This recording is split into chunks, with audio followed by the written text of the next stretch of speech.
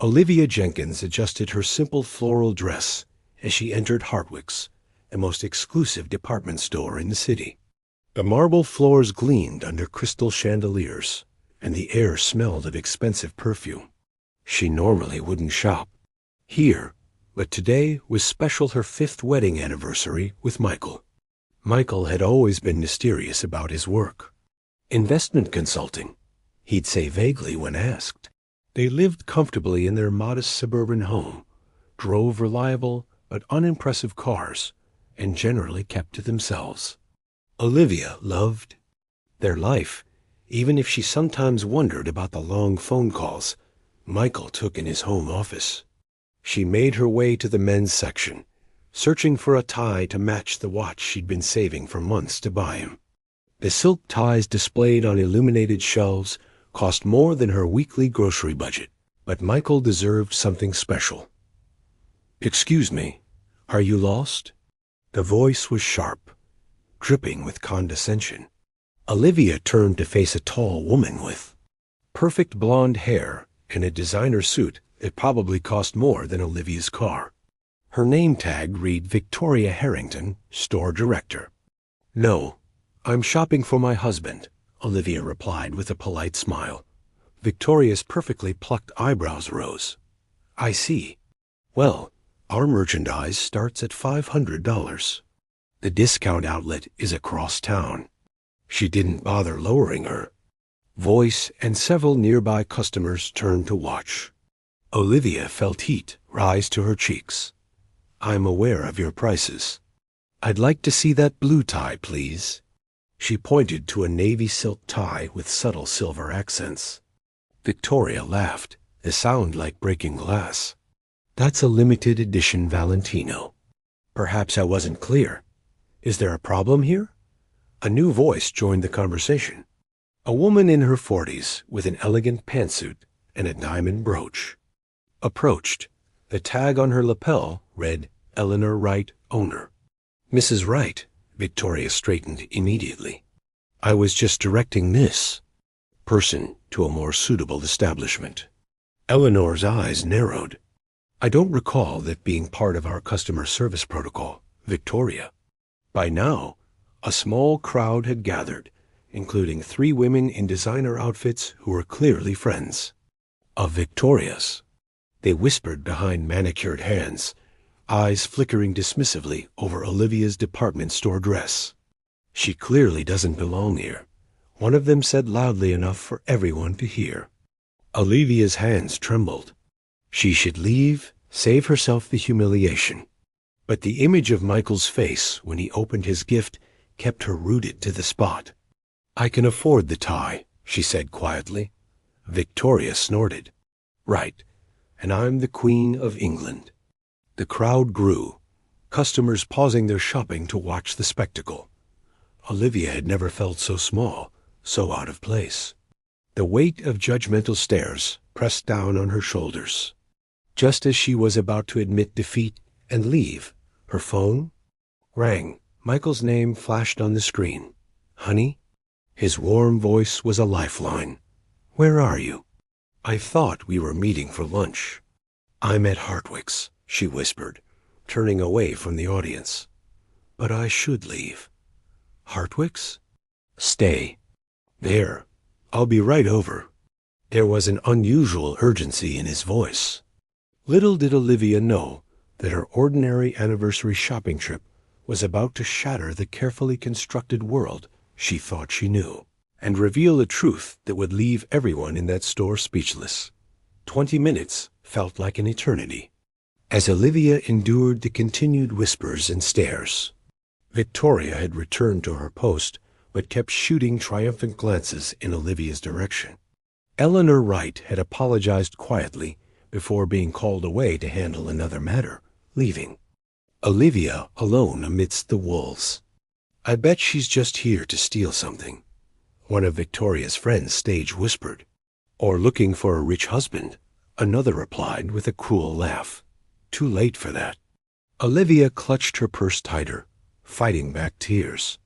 Just as she decided she couldn't take another moment of this treatment, the store's grand entrance doors swung open, Michael walked in, but not the Michael she was used to seeing. Gone was the casual attire he wore at home. Instead, he wore an impeccably tailored charcoal suit that screamed custom-made, a platinum watch glinting on his wrist. His normally tousled hair was perfectly styled, and he carried himself with an authority she had glimpsed only in rare moments. The whispers around her shifted immediately. "Is that Michael Jenkins? The Michael Jenkins? What's he doing here?" Olivia stood frozen as her husband strode purposefully through the store. Employees scrambled out of his way, some bowing their heads respectfully. Victoria's smug expression morphed into shock, then horror, as Michael made his way directly to Olivia. "Sorry I'm late, love," he said, kissing her cheek. His voice was gentle as always with her, but there was a new edge to it when he looked around at the onlookers. "I see you've met some of the local welcoming committee." "Michael," Victoria stammered, rushing forward. "What an unexpected pleasure. Had I known you were coming, had you known my wife was shopping here, you would have treated her with respect." Michael's voice was cold steel wrapped in silk. "Instead of humiliating her in front of your friends." The color drained from Victoria's face. "Your wife?" Michael slipped his arm around Olivia's waist. "My wife of 5 wonderful years. The woman whose judgment and kindness I trust more than anyone in my circle of business associates, which, until today, included Hartwick's." Olivia looked up at her husband in confusion. "Michael, what's going on?" Before he could answer, Eleanor Wright reappeared, moving quickly toward them. "Mr. Jenkins, had I known you were visiting personally today, I wasn't planning to," Michael replied. "I came because my wife called." Eleanor's eyes widened as she looked between Michael and Olivia.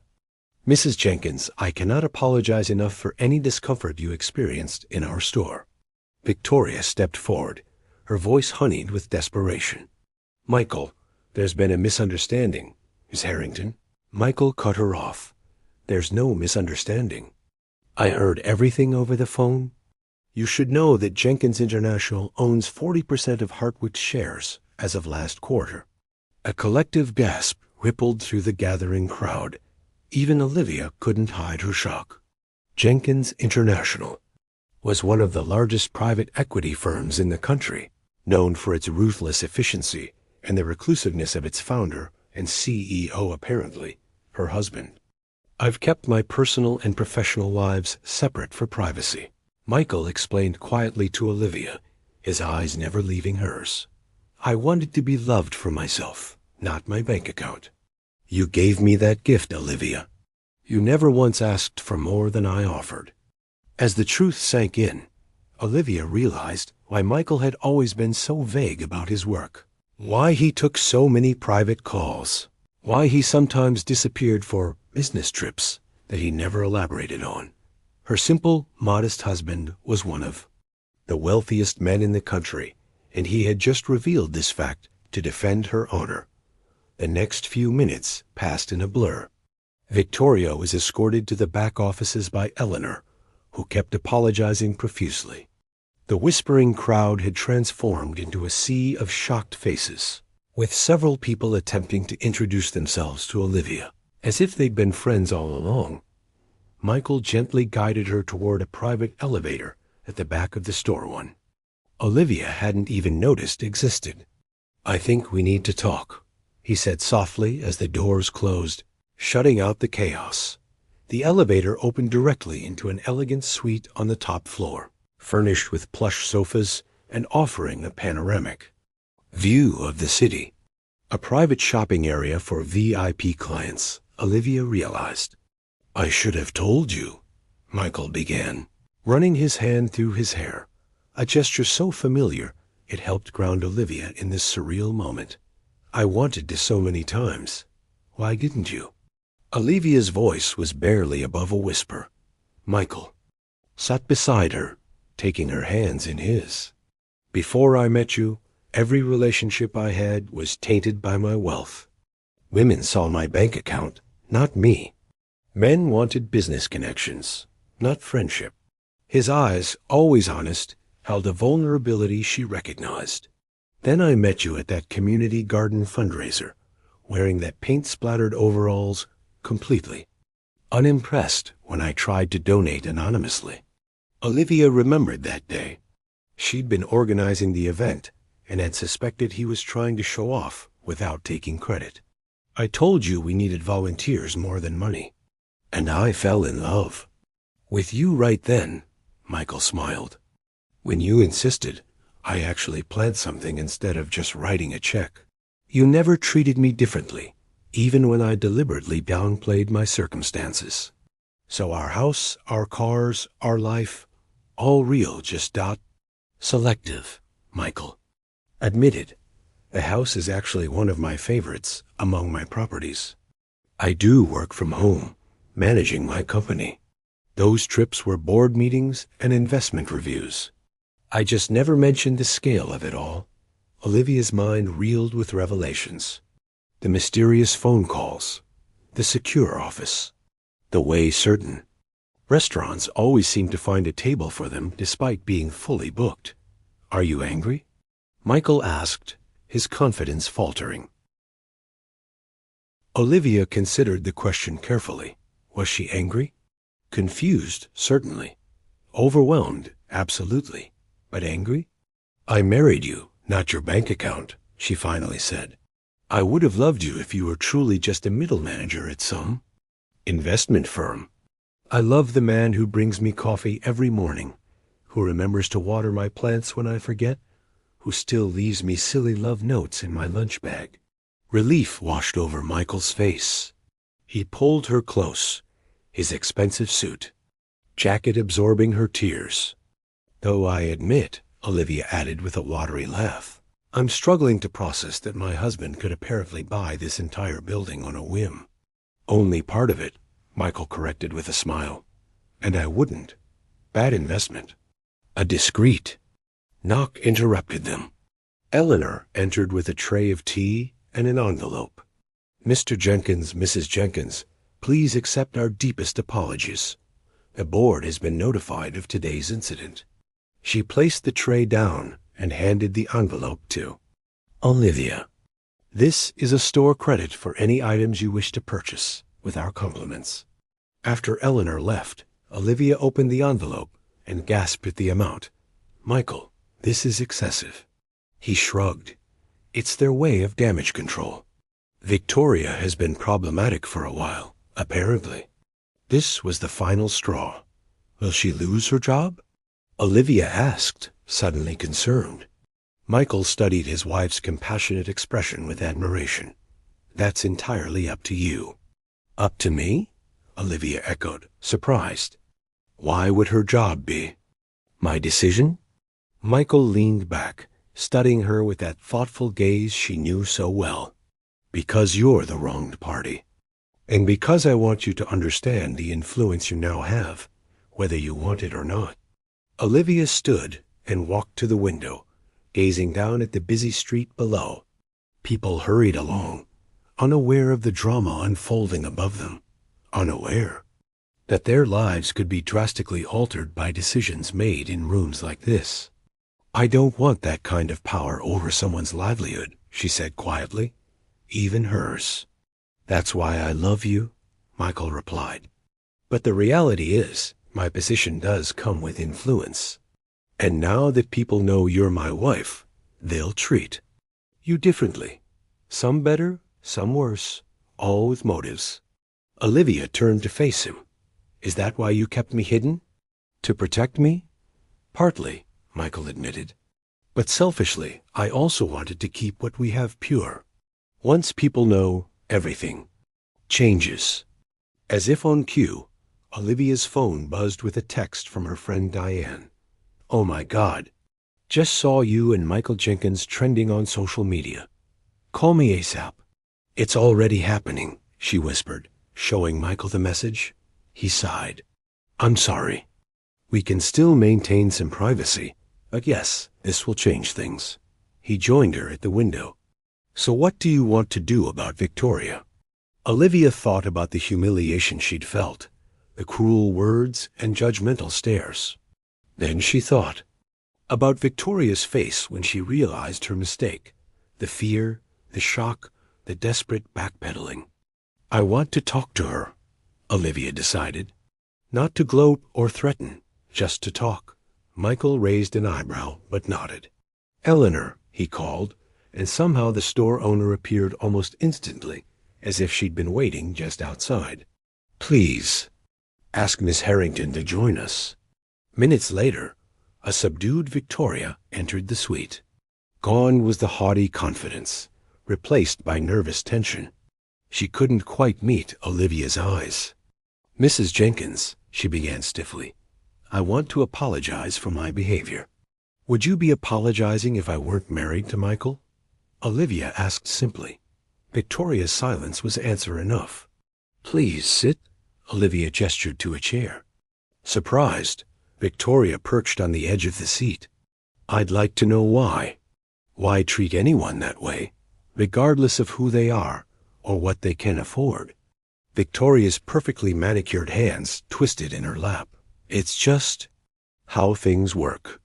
Here, the exclusivity, the status, it's what our clients pay for. No, Olivia shook her head. They pay for quality products and service.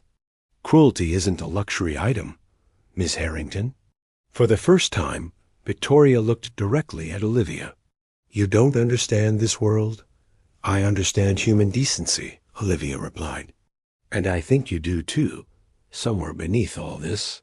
She gestured vaguely at Victoria's polished exterior. Michael watched silently, his admiration for his wife growing by the second.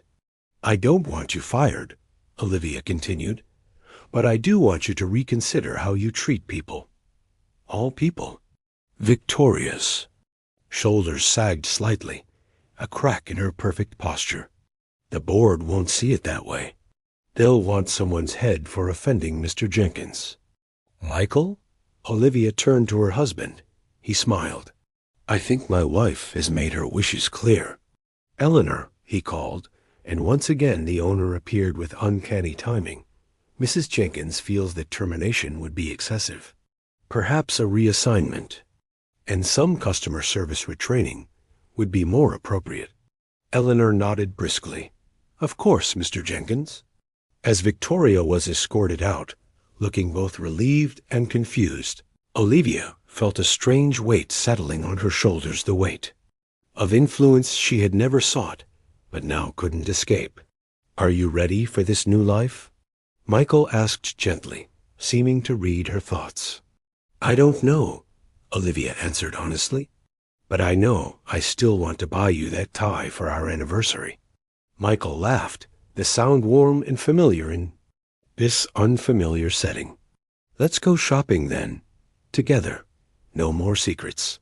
2 weeks later, Olivia stood in the massive walk-in closet of their penthouse apartment, their other home, as Michael called it, the place he'd kept for business purposes, located in the heart of the financial district. It was 3 times the size of their suburban house, with floor-to-ceiling windows and amenities she was still discovering. Ready for tonight? Michael asked, adjusting the navy blue Valentino tie she'd eventually purchased for him that fateful day at Hardwick's.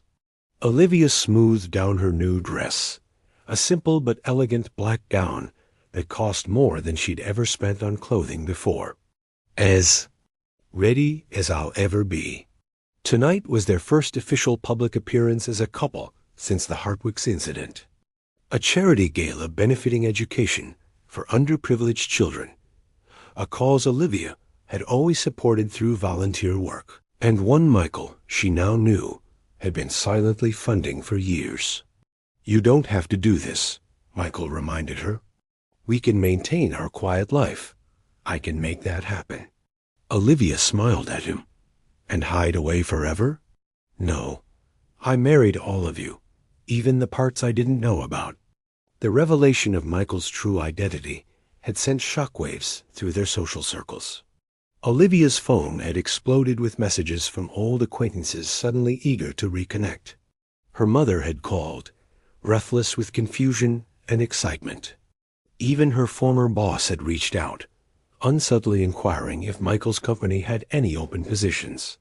Through it all, Olivia had maintained her calm center, evaluating each interaction with the same honest perspective she'd always had. The limousine ride to the gala was silent, both lost in their thoughts. As they approached the venue, camera flashes were already visible through the tinted windows. "Remember," Michael squeezed her hand, "these people aren't your friends or your enemies. They're just people with their own agendas. Stay true to yourself." The door opened, and they stepped into the spotlight. Reporters called Michael's name. And now Olivia's too. They moved through the gauntlet with practiced smiles, Michael deftly handling the most intrusive questions while keeping Olivia close to his side. Inside the grand ballroom, the real test began. The elite of the city circled them like elegant sharks, everyone wanting a moment with the mysterious Mrs. Jenkins, who had captured the heart of the reclusive billionaire. "Olivia, darling." A familiar voice cut through the crowd. Victoria Harrington approached, wearing a demure black dress significantly less flashy than what Olivia would have expected. The reassignment had apparently moved her from Hartwick's to the charity foundation Michael supported. "Mrs. Jenkins." Victoria greeted her with genuine respect. "I wanted to thank you personally. This position, it's opened my eyes to what truly matters." "I'm glad," Olivia replied sincerely. "Your wife has quite the fan club forming," Eleanor Wright commented to Michael as she joined them. "The story of how you defended her at Hartwick's has spread through every social circle in the young city." Michael laughed. "I didn't do much. Olivia handles herself beautifully." As the evening progressed, Olivia found herself increasingly comfortable in this new role. She spoke passionately about educational initiatives to potential donors. She navigated pointed questions about her rags to riches story with grace. And when a particularly condescending socialite implied she must have trapped Michael somehow, she simply smiled and said, "I fell in love with a kind man who happened to be a good businessman." The size of his bank account never changed the size of his heart. Later, as they swayed together on the dance floor, Michael whispered, "You're remarkable. Everyone here is enchanted by you."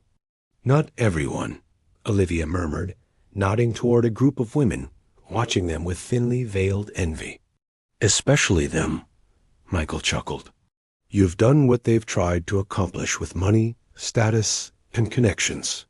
You've found authentic happiness." As the music swelled around them, Olivia rested her head on her husband's shoulder. "Do you regret it? Revealing your secret?"